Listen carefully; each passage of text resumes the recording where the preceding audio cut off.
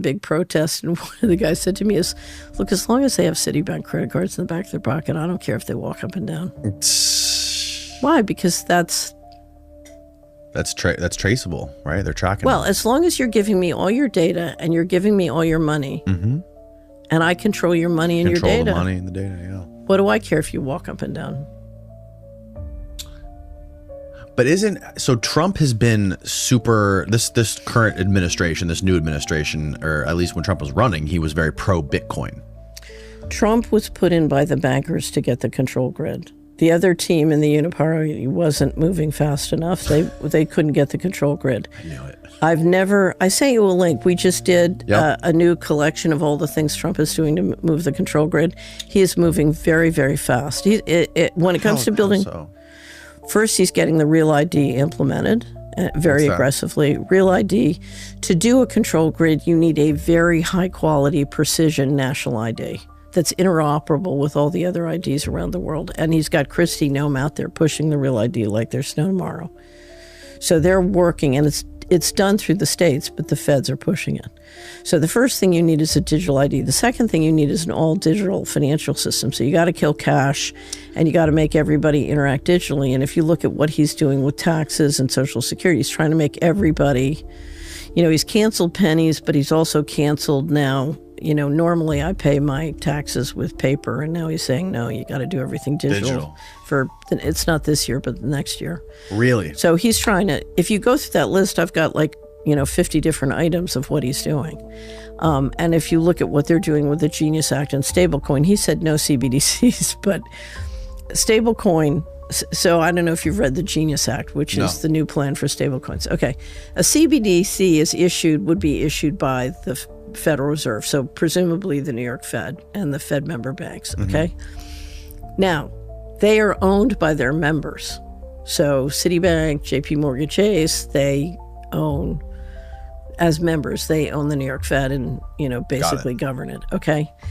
And the New York Fed is the depository for the Treasury, and the different banks work as agent to do those transactions, okay?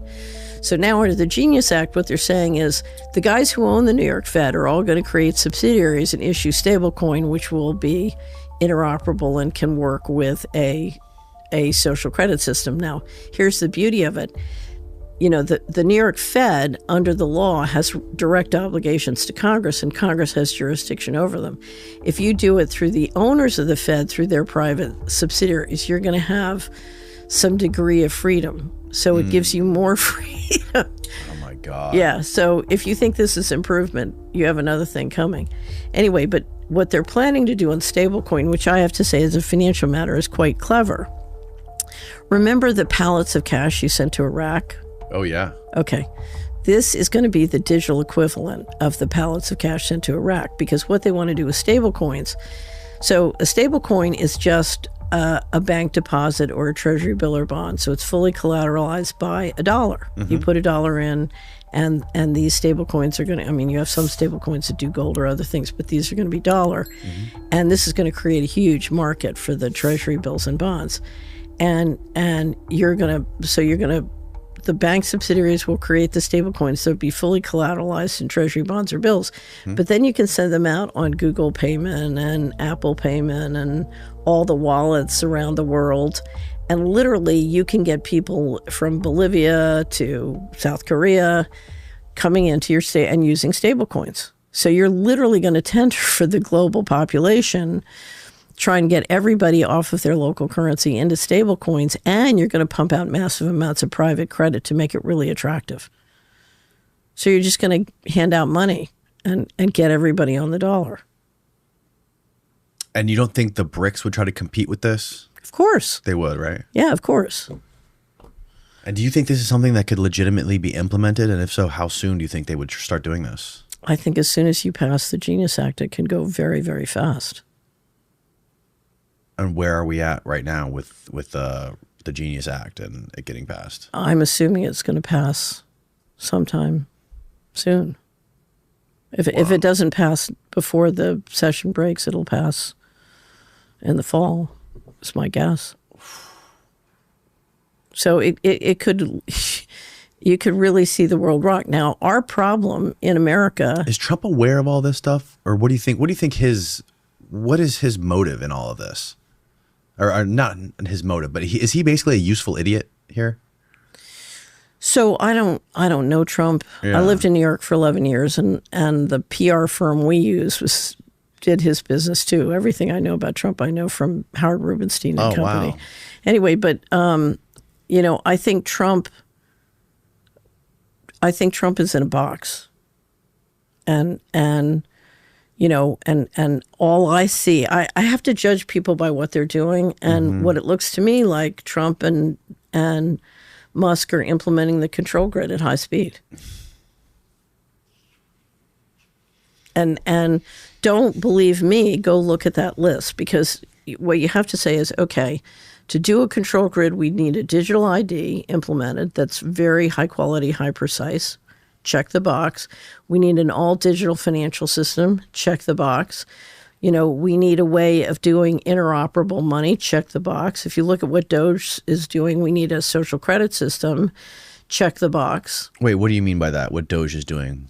Doge is, from what it looks like to me, and I'm basing my assessment of what I know from Doge includes, I read the Financial Times, I need to read the Wall Street Journal, and I need to read Wired. Wired has done a very thorough job of trying to document what's happening in the systems. And I think basically what they've done is they've taken, so if I wanted to stop fraud in the U.S. government, I would say there's 20 trillion missing from DOD, there's $1 trillion missing from HUD. I'm going to go in, figure out where it went, and get it back. Right. That's not what they did. If you said to me, I want to build a social credit system that can be used to enforce control against the American people and basically lock them down with both enforcement and social credit, I would go get the Social Security data, the IRS data, and the Treasury payment data. And that's exactly what they did. And I would privatize it. I would just take it and put it in private AI with XAI and Palantir AI. And if Palantir still has the contracts with Treasury and the IRS to enforce, you got everybody. And you add Kennedy's aggregating the healthcare data, you put it with the healthcare data. Now they've been aggregating this kind of data. I used to call it the data beast. So they've been aggregating this kind of powerful data since the 90s. So I don't think this is all new. So for example, IRS data, healthcare data, and combining it all together into one system combined with AI. Right. But I think this time the federal government has generally done a pretty good job of siloing the data to protect privacy laws for many applications. But I think this unsilos everything and moves it private and puts it on an out-of-control basis is my guess as to what's probably happened. Now, this is conjecture, remember, but if I wanted to build a control grid, that's exactly what I would do. Wow.